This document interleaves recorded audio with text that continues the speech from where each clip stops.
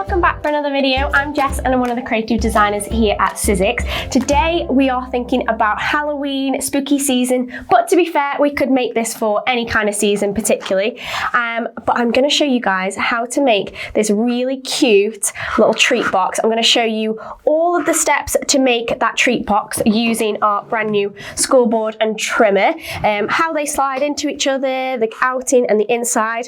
And obviously you can fill it with all the good little treats in there. And then I'm also going to show you guys how to decorate it using some of our brand new liquid gloss, as well as some of our metallic shrink plastic, using some of our chapter 3 spooky icons dies. So we're going to run through it step by step, all the different techniques, and yeah, let's get started. Okay, so I've got my scoreboard and trimmer out, and what you want is you want a colour for your outer box and your colour for your inner box, so whatever colours you want. And I'm going to focus on the kind of outside first and then go on to the inside. The outside is really, really simple. You just want a front, a back and 2 sides basically, and then we're going to have a tab so it overlaps. So think about how wide you want your box, and then I've just done 2 little lines to gather how wide my box is going to be, and then decide how thick you want your box to be. So I've just done a little line here as well to determine how thick I want my box. So we've got a front, one side, another side, a back and a tab. So that's how we're going to do it, and we're going to score across all these lines, and then we're going to piece it together with some hot glue.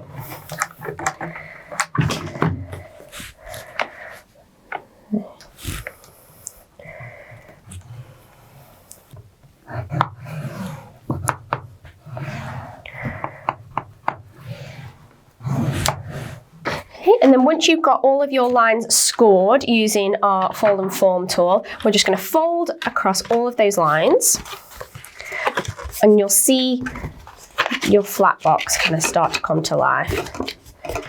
So you can see now, once we overlap those, so we've got a tab to overlap on the side, you've got your front, your 2 sides and your back. I'm just going to secure that with some hot glue.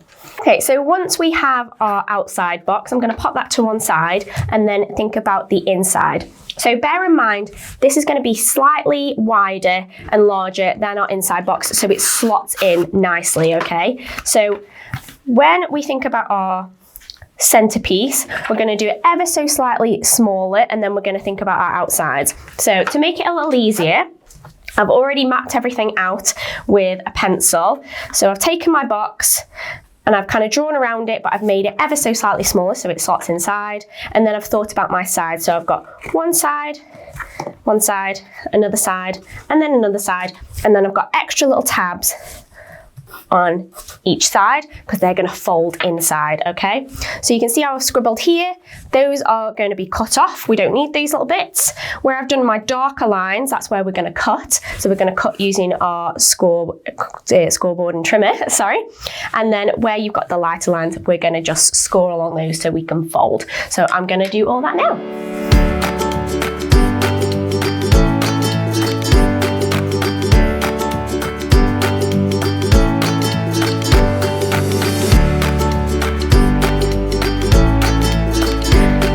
So the more you play around with these boxes and making them up, you'll kind of figure out how to make 2D nets into kind of 3D boxes, how you'll map everything out on your flat net, on your cardstock, and then piece it all together with your scoring lines and make it 3D.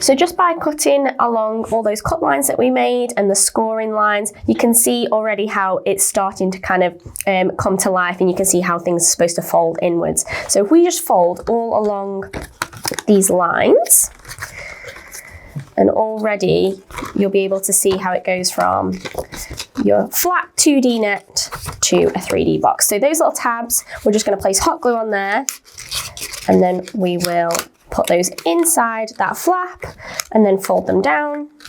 And then on the other side, we'll do the same.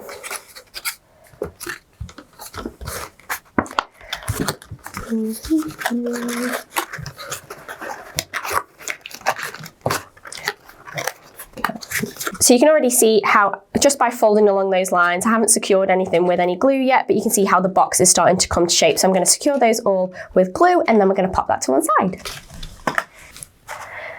Okay, so once you've glued it all together, you will have your box that slides perfectly inside of your little lid. Look how well they go together, and you can alter them as you go with like the scoring lines, make sure everything fits, but it will get easier the more you do it, the more you play around with those nets and work out how you're transforming 2D into 3D.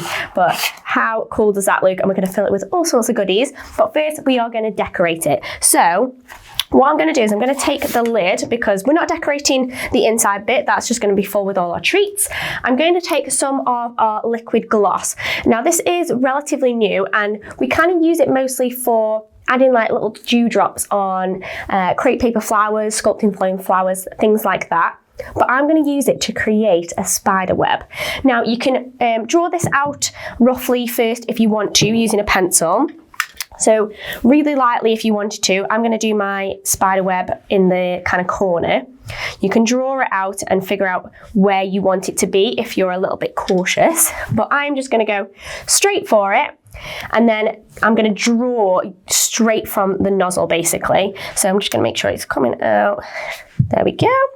And then I'm going to draw really carefully using the nozzle of the liquid gloss. So just take your time and just use it almost like a pencil itself. So we're just gonna, you can go over the lines if you want to as well. And this is gonna dry fully clear when we're finished, but it's still gonna keep that 3D element.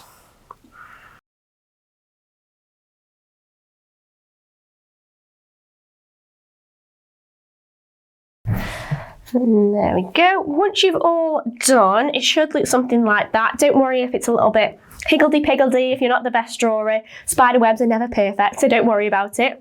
But that's how it's going to look. So it's going to look kind of white and it's going to be wet to the touch. So just pop it to one side to dry. And I've got one that is fully dry. So at least a couple of hours, just go back and check it. But this is fully dry, and you can see how it's kept its kind of 3D form, but it is gone nice and glossy and kind of like a see-through.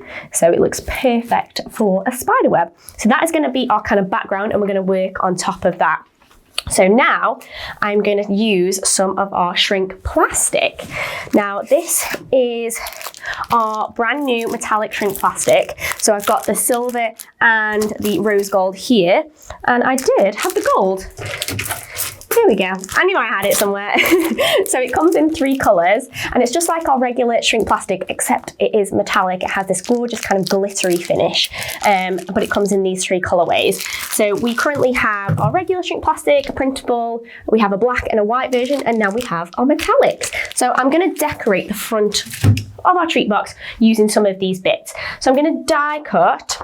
Well, I've actually already die cut some bits using our trusty Big Shot, and I've been using the die set, which I have misplaced.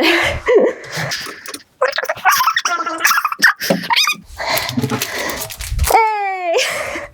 I knew it was here somewhere. So this is the Spooky Icons die from chapter 3. You've got some really nice Halloween shapes in there, kind of spooky shapes. A little bit more kind of a modern twist as well. So I'm going to take some of those. I'm going to take the bats, the skulls, and maybe even a little hat to pop on one of the skulls. And I'm going to cut those, well, pre-cut those, like I said, with the glitter or the metallic kind of gold shrink plastic. So I'm going to take that and shrink it down. So you can see the skull shape there. And I've even got the little hat. And you just want to place that on your silicone mat. And then we are going to take our shrink plastic grid over the top.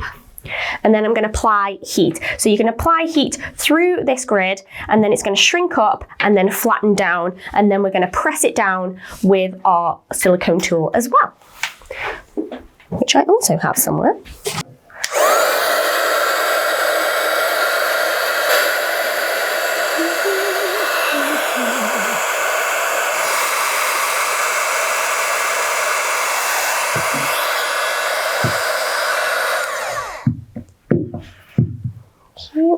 And I'm going to do this bit as well.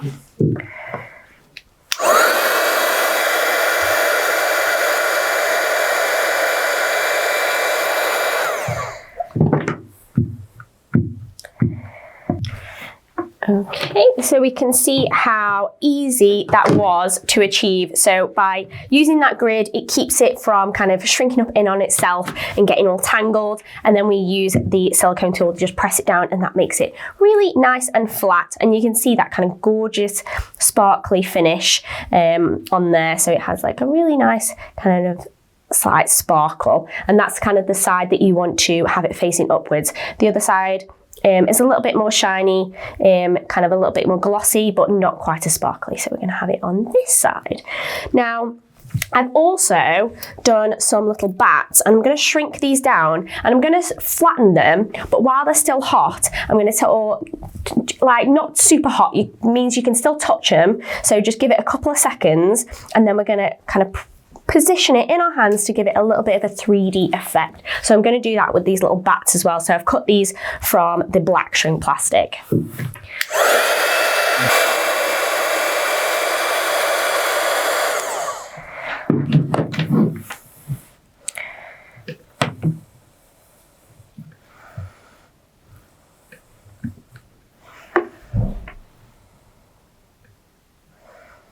And there you go. You can see how just by, you don't have to fully flatten it down. You can take it while it's still warm and give it a little bit of shape, and that just gives it a little bit of a dimension to those bats, so they look like they're flying, which is fantastic.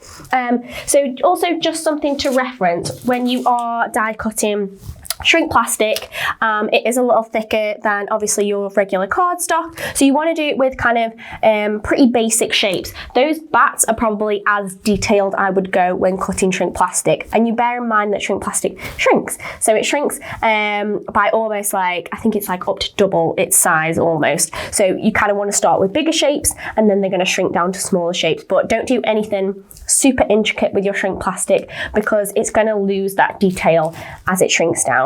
And it's not going to cut as perfectly as well. So just bear that in mind when you're working with your shrink plastic.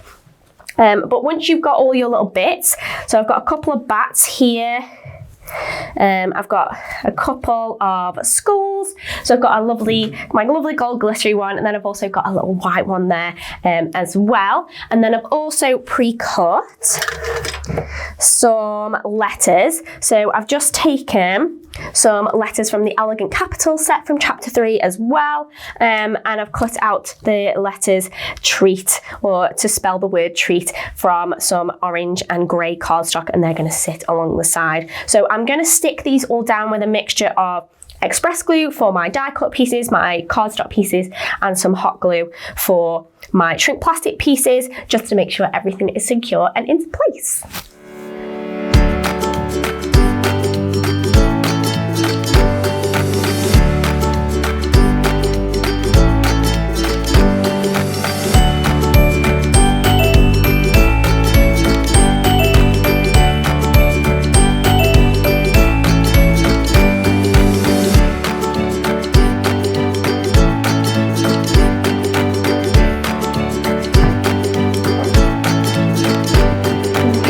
You've got everything secure with your express glue or your hot glue gun. Everything should be all perfectly placed, and you can even glue over the top of your liquid gloss spider web as well. We're going to fill our little box with treats and then slot it in and then close it up, and you have your little treat box. How adorable is that? Let me move this out the way. So super cute, isn't it? And you can just pop it up and you have your treats all inside. probably fill it with more treats than what I've done, but how cute would that be on a table setting for a Halloween party? Maybe as little gift boxes or gift bags for trick-or-treaters or something like that. But really, really sweet, and there's loads of really fun techniques in there, from making the box completely yourself, from popping the little spider web on there, and then even the little shrink plastic kind of accents with that gorgeous metallic shrink plastic. So that is everything I think I have to show you. If you do recreate this, then please share an image with me below in the comments or across any of our socials. We love to see it here at Sizzix, what you guys are creating, what you guys are up to, and share it with us so we can see it and we can share it. And if you do recreate anything that I've shown you today, any of the techniques, or even any Halloween spooky makes, then yeah, we'd love to see it. That is everything from me today, guys. Thank you so much for joining me. I'll see you in the next one, but until then, stay safe and keep crafting. Thanks, bye.